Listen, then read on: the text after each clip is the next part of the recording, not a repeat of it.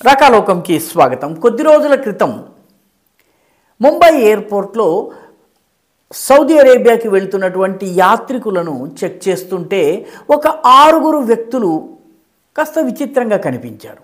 ఈ 6 వ్యక్తులని జాగ్రత్తగా వాళ్ళ పాస్పోర్ట్ చెక్ చేస్తే ఈ 6 ఒకే ఇంటి అడ్రస్.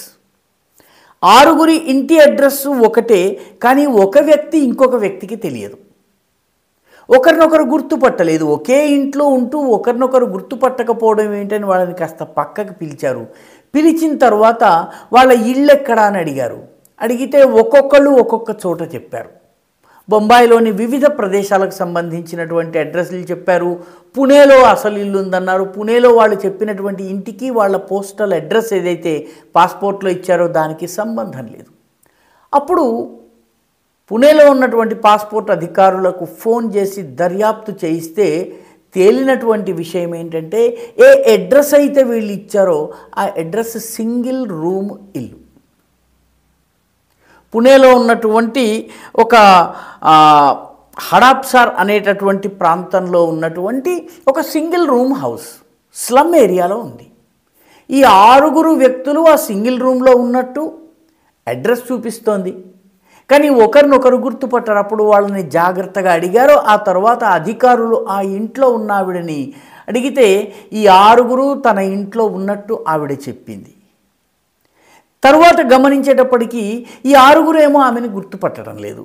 తాము ఉన్నటువంటి అడ్రస్లు వేరువేరుగా చెప్తున్నారు. మొత్తానికి 6 పట్టుకుని ఆ మహిళను పట్టుకుని విచారించేటప్పటికీ పోలీసులకు నిజం తెలిసింది. నిజం ఏంటంటే గత 2-3 నెలల్లోనే 75 మందికి పైగా పుణే నగరంలోని వివిధ అడ్రస్లు ఇచ్చి పాస్పోర్ట్లు చేయించుకున్నారు.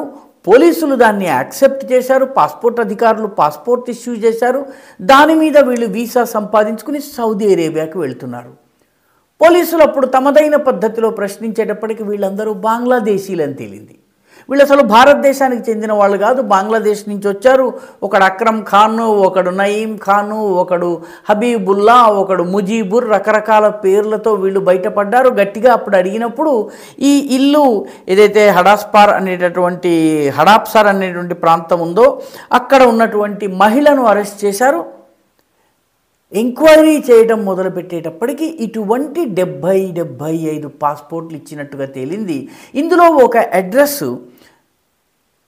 పుణేలో ఉన్నటువంటి ఎర్వాడ ప్రాంతంలో ఉన్నటువంటి యశ్వంత్ నగర్కి చెందింది. అందులో సుమన్ తుజారే అనేటటువంటి మహిళ పేరు మీద ఉంది. పోలీసులు ఇంటికి వెళ్ళి సుమన్ తుజారే అనేటువంటి ఇంటి పేరు మీద వీళ్ళు అద్దెకు ఉన్నారా ఫలానా వాళ్ళని అడిగితే మా జీవితంలో మేము ఎప్పుడూ అద్దెకి ఇవ్వలేదండి, అన్నిటికన్నా ముఖ్యము వీళ్ళు మా తల్లిగారు చనిపోయి దాదాపు 10 ఏళ్ళు అయింది అని చెప్పారు. చనిపోయినటువంటి తల్లిగారి పేరిట రెంట్ అగ్రిమెంట్స్ ఉన్నాయి.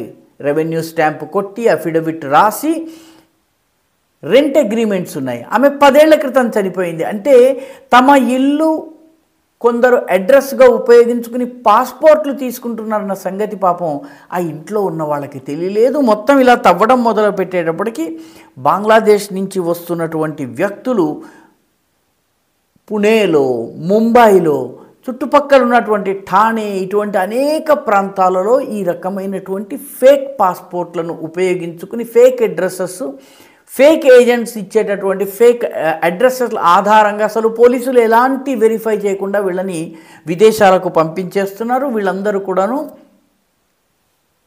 బంగ్లాదేశీలు, అక్రమంగా ఈ దేశంలో చొరబడ్డ వాళ్ళు. కలకత్తాలోకి రాగానే వీళ్ళకి రేషన్ కార్డులు తయారైనాయి. ఆ రేషన్ కార్డుల ఆధారంగా వీళ్ళకు ఆధార్ కార్డు తయారైంది. ఆ Aadhaar card fake Aadhaar card ఆధారంగా వీళ్ళు ముంబైకి వచ్చారు. ముంబైకి వచ్చిన తరువాత అక్కడ ఉన్నటువంటి ఏజెంట్స్ ఆల్రెడీ వీళ్లకు ఈ ఫేక్ అడ్రసెస్ మీద ఫేక్ రెంట్ అగ్రిమెంట్స్ చేశారు. దానిని పోలీసులు ఆమోద ముద్ర వేశారంటే ఏరియాకు వెళ్లకుండా, ఎంక్వైరీ చేయకుండా పోలీస్ వెరిఫికేషన్ జరిగిపోయింది. పాస్పోర్ట్లు వచ్చేసినాయి. ఎవరో ఒక అధికారికి అడ్రస్లంతా ఒకటే ఉండి ఒకరినొకరు గుర్తుపట్టకపోతే ఆశ్చర్యం కలిగి ఆపారు. కానీ ఆపకుండా ఎంతమంది వెళ్ళారు? ఎంక్వైరీ చేస్తే ఈ ఒక్క కేసులో 70 మంది పట్టుబడ్డారు.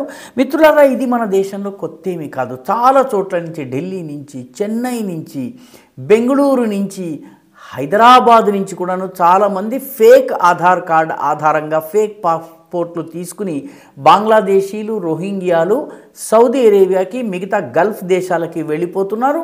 వాళ్ళకి అక్కడ ఇబ్బందులు వస్తే మళ్ళీ భారతదేశానికి రావడము, వాళ్ళకి అక్కడ ఏదో ఒక నేరం చేసి అరెస్ట్ అయితే వాళ్లను విడుదల చేయించడం కోసం రాజకీయ నాయకులు గిర్నాలు చేయటము, గతంలో ఇటువంటి కేసుల్లో దొరికినటువంటి వాళ్ళకు అనుకూలంగా రాజకీయ పార్టీలు రంగంలోకి దిగి వాళ్ళని మళ్ళీ ఇండియాలోకి తీసుకుని రావాలి, దేశంలోకి తీసుకుని రావాలని కోరటాలు, ఇదంతా కూడాను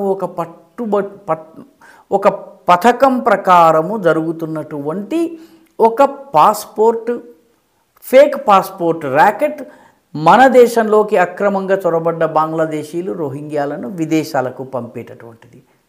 చాలామంది గుర్తుండే ఉంటుంది, ఒక ఏడాదిన్నర క్రితము నిజామాబాద్ జిల్లాలోని బోధన్లో ఇటువంటి ఫేక్ పాస్పోర్ట్ స్కామ్ బయటపడింది. బోధన్లో 4-5 పోలీస్ అధికారులు ఎటువంటి వెరిఫికేషన్ చేయకుండా ఒకే ఇంటి అడ్రస్ మీద దాదాపు 70-75 మందికి పాస్పోర్ట్లు జారీ చేసేశారు. అంటే వాళ్ళు ఆమోద పత్రాలు ఇచ్చారు, తర్వాత పాస్పోర్ట్లు తయారైపోయినాయి. పర్యవసానంగా వీళ్ళందరూ కూడాను సౌదీ అరేబియాకి, ఒమాన్కి, గల్ఫ్లోని మిగతా దేశాలకు వెళ్ళిపోయారు. అలా వెళుతున్నటువంటి వాళ్ళను పట్టుకున్న తరువాత తీగలాగితే డొంకంతా కదిలి బోధన్ వంటి చిన్న గ్రామం నుంచి 70 ఫేక్ పాస్పోర్ట్లు ఒకే ఇంటి అడ్రస్ మీద వచ్చినట్టుగా తేలింది. అంటే భారతదేశం నుంచి ఈ రకమైనటువంటి నకిలీ పత్రాల ఆధారంగా, నకిలీ డాక్యుమెంట్ల ఆధారంగా ఫేక్ పాస్పోర్ట్లతో అసలు విదేశాలకు ఎంతమంది వెళ్తున్నారు, దీనిపైన ఎటువంటి లెక్కపత్రం లేదు. ప్రభుత్వం దగ్గర కూడాను ఈ రకమైనటువంటి కేసులకు సంబంధించినటువంటి వివరాలు లేవు. ఎందుకంటే దేశంలో ఉన్నటువంటి వివిధ ఎయిర్పోర్ట్ల నుంచి వీళ్ళు వెళ్తున్నారు. అసలు విదేశాలకు వెళ్లకుండా ఇక్కడి పౌరుల రూపంలో అన్ని సదుపాయాలు పొందుతూ కొందరైతే ఓటు హక్కు కూడా సంపాదించుకున్నటువంటి వాళ్ళు ఉన్నారు. ఇది వరకు చొరబాటుదారులు, బంగ్లాదేశీ చొరబాటుదారులు అంటే బెంగాల్కి, అస్సాంకి మాత్రమే పరిమితం అనుకున్నారు. రోహింగ్యాలు ఏదో జమ్మూకి, హైదరాబాద్కి మాత్రమే పరిమితం అనుకున్నారు. ఇప్పుడు ఈ బంగ్లాదేశీల రాకెట్ గనక చూస్తే అస్సాం నుంచి బెంగళూరు దాకా, కలకత్తా నుంచి మొదలుపెట్టి ఢిల్లీ, జైపూర్ దాకా దేశమంతా వ్యాపించినట్టుగా అర్థమవుతున్నది. వీళ్ళందరిపైన ఎన్ఐఏ ఇప్పుడు దర్యాప్తు చేస్తోంది. ఇటువంటి అన్ని కేసులను ఎన్ఐఏ చేపట్టి దర్యాప్తు చేస్తోంది. అసలు దీనిలో ఎంతమంది ఉన్నారు? కొద్ది రోజుల క్రితము ఒకే సమయంలో 55 కేంద్రాలపైన 10 రాష్ట్రాల్లో ఉన్నటువంటి 55 ఇటువంటి కేంద్రాలపైన, అంటే నకిలీ పాస్పోర్ట్లు తయారు చేసి నకిలీ పత్రాల ఆధారంగా పాస్పోర్ట్లు తయారు చేయించి నకిలీ ఆధార్ పత్రాలు ఇచ్చేటటువంటి 55 సెంటర్ల మీద దాడి చేశారు. ఇందులో 10 రాష్ట్రాలకు చెందినవి. దీనిపైన రాకాలోకంలో ఒక వీడియో కూడా చేయటం జరిగింది. అందులో త్రిపురలో అత్యధికం ఉంది. ఎందుకంటే రోహింగ్యాలకు కానీ బంగ్లాదేశ్లకు కానీ ఈజియెస్ట్ ఎంట్రీ పాయింట్ త్రిపుర.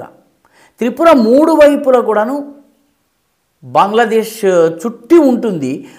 అనేక మార్గాల ద్వారా లోపలికి ప్రవేశించవచ్చును. కాబట్టి ఈ రకంగా ప్రవేశించి లోపలికి వచ్చిన తర్వాత అక్కడ పత్రాలు తయారు చేసినటువంటి ఏజెంట్లు ఉన్నారు. దీనిలో 44 మంది వ్యక్తులను అరెస్ట్ కూడా చేయటం జరిగింది. ఇటువంటి ఫేక్ పత్రాల ఆధారంగా పాస్పోర్ట్లు తయారు చేసేటటువంటి ర్యాకెట్ని, దేశవ్యాప్తంగా నడుస్తున్నటువంటి ఈ కుట్రను భగ్నం చేయవలసినటువంటి అవసరం ఉంది.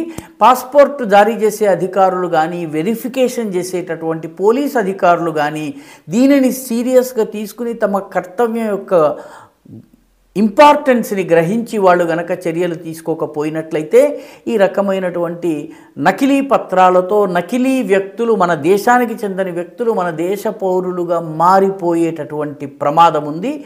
పుణేలో బయటపడింది, మన బోధన్లో బయటపడింది, హైదరాబాదు ప్రాంతంలో బయటపడుతున్నటువంటి ఇటువంటి కుట్రలన్నింటినీ కూడా ఛేదించాల్సినటువంటి అవసరం ఉంది. ఈ వీడియో మీకు నచ్చినట్టయితే లైక్ చేయండి, షేర్ చేయండి, ఈ ఛానల్కు సబ్స్క్రైబ్ చేయండి. మీ అభిప్రాయాన్ని కమెంట్ల రూపంలో తప్పనిసరిగా పంపించండి.